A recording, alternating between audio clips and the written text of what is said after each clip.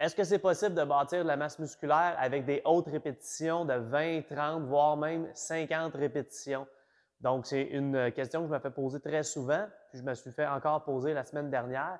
Donc, pour donner une réponse courte, c'est oui, mais on va aller pousser un petit peu plus loin dans les détails.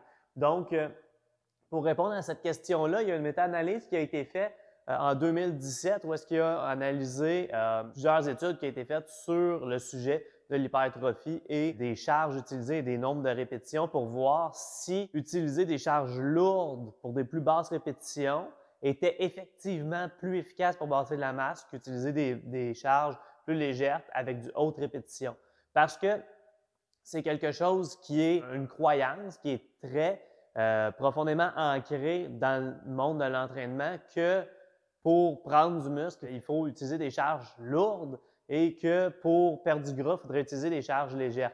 Ce qui est beaucoup trop simpliste comme affirmation et qui est en fait plutôt faux. Donc, ici, la conclusion finalement, après avoir analysé toutes ces études-là, c'était que utiliser des charges au-delà du 60 du 1RM ou en dessous du 60 avait sensiblement le même effet sur l'hypertrophie musculaire tant aussi longtemps que l'effort était là. Ceci dit, il faut se poser une autre question pour pouvoir avoir une réponse pertinente. C'est, est-ce qu'on a besoin de se rendre à l'échec musculaire pour avoir de l'hypertrophie? Quelque chose qu'on sait déjà, c'est que quand on utilise des charges plus lourdes, on n'a pas besoin forcément d'atteindre l'échec musculaire. Si on utilise une charge, disons, un 8, bien, si on fait des séries, disons, de 8 répétitions, on ne serait pas obligé d'aller chercher l'échec musculaire pour avoir un effet sur l'hypertrophie tant qu'il y a assez de volume d'entraînement. Puis, en fait, ça a été démontré que entre faire le même nombre de séries, le même nombre de répétitions, avec une charge maximale où est-ce qu'on va atteindre l'échec musculaire ou une charge qui est juste proche, mais qui va rester toujours quelques répétitions en réserve, ça avait sensiblement le même effet au niveau de l'hypertrophie musculaire. Ce qui est moins clair, c'est pour du haute répétition, est-ce que c'est la même histoire? Si on demandait l'opinion à différents entraîneurs d'expérience, ce qu'ils en pensent, la majorité dirait que pour du haute répétition, il faut se rendre à l'échec musculaire. Il faut pousser plus loin dans l'inconfort, si on veut, de notre effort pour avoir un effet. Il n'y a pas eu vraiment d'études spécifiquement là-dessus, sauf une en 2020. Et les résultats n'étaient pas, on ne pouvait pas tirer une conclusion là, finale de ça, mais ça semblait s'aligner vers effectivement, on va avoir plus d'effets en hypertrophie si on se rend à l'échec musculaire dans du très haute répétition. Puis là, après ça, sachant que, OK, pour avoir un effet d'hypertrophie sur du haute répétition, il faut probablement se rendre plus à l'échec. Il faut mettre plus d'efforts que si on utilise des charges lourdes. Après ça, il faut se poser la question, c'est quoi les chances que je me rende jusque-là? Okay? Si on garde en tête que si la personne qui écoute mon vidéo se dit, OK, je vais aller faire du haute répétition, mais que la personne n'est pas dans un cadre d'une recherche scientifique supervisée, encadrée, ça se peut que la personne n'ait pas tendance à se rendre aussi loin dans ses séries, ne poussera peut-être pas autant dans l'inconfort parce que n'importe qui a un peu d'expérience en entraînement le sait que du haute répétition, on parle de faire 20-30 répétitions, c'est très inconfortable.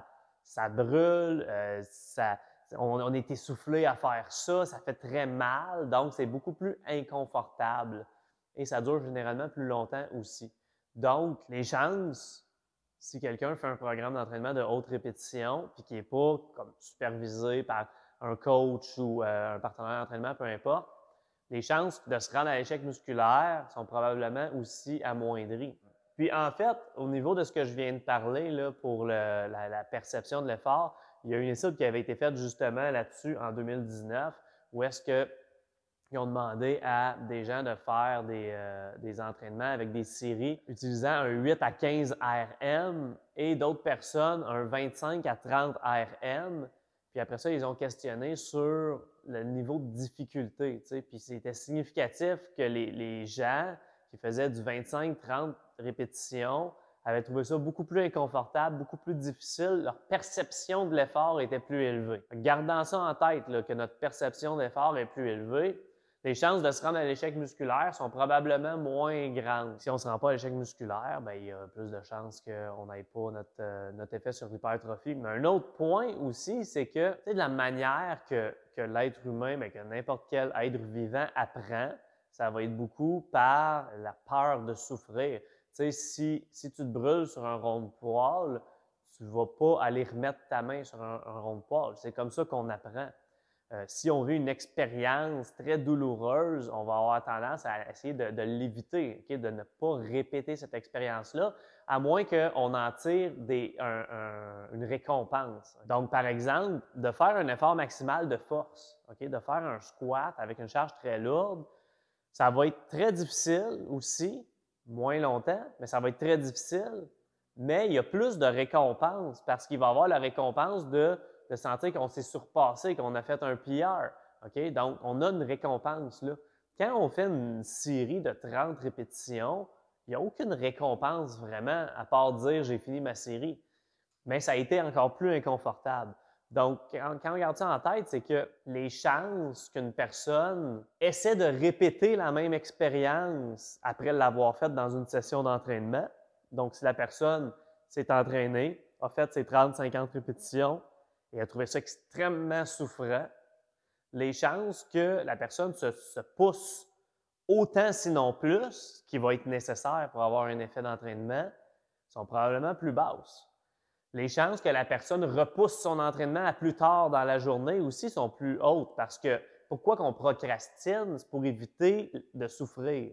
Fait que la personne risque de remettre son entraînement. Plus on va faire ça, plus on risque de remettre notre entraînement au lendemain. Fait que ce qui va faire que si on regarde sur une période de 12 semaines, statistiquement, probablement que la personne qui anticipait son entraînement douloureux va avoir tendance à compléter moins de sessions dans la même laps de temps que si la personne est très motivée à aller s'entraîner. Fait que la personne a plus de chances de moins se pousser, mais aussi de moins s'entraîner. Bien que c'est possible de bâtir de la masse musculaire avec du haute répétition, c'est probablement pas la meilleure approche pour bâtir du muscle, mais c'est effectivement possible. Okay? Donc, on peut définitivement utiliser cette stratégie-là temporairement, par exemple, si on veut donner une pause aux articulations pour qu'elles puissent récupérer, pour donner une pause au système nerveux si on sort d'une phase qui est très neurologique au niveau de notre entraînement. Il y a plusieurs raisons pour qu'on pourrait faire ça. Quelqu'un qui est limité à utiliser des charges lourdes sur certains mouvements à cause d'une articulation qui est blessée, mais peut-être que cette personne-là va quand même être capable d'avoir un effet intéressant sur certains muscles autour de cette articulation-là en utilisant du haute répétition et que ça ne va pas aggraver ou ralentir la récupération de cette blessure-là. Donc, il faut garder ces choses-là en tête. Moi, ce que je dirais, mon opinion personnelle pour les hautes répétitions, c'est que certaines personnes vont aimer ça parce que certaines personnes vont aimer le feeling de douleur parce que pour eux, c'est associé à des gains, donc vont aimer ce feeling-là, okay, chercher ça, mais ce n'est pas tout le monde. Et je dirais que ce n'est pas la majorité. Donc, certaines personnes vont en bénéficier, mais sinon, ça serait utilisé plus sporadiquement, justement, peut-être comme méthode de deload pour certains exercices, pour simplement changer la routine, pour donner plus de variation, pour motiver la personne. Donc, ce serait ça mon opinion là-dessus. J'espère que vous avez trouvé ça intéressant. J'espère que ça va vous aider. S'il vous plaît, partagez si vous trouvez mes vidéos intéressantes. Et je vous dis à la prochaine.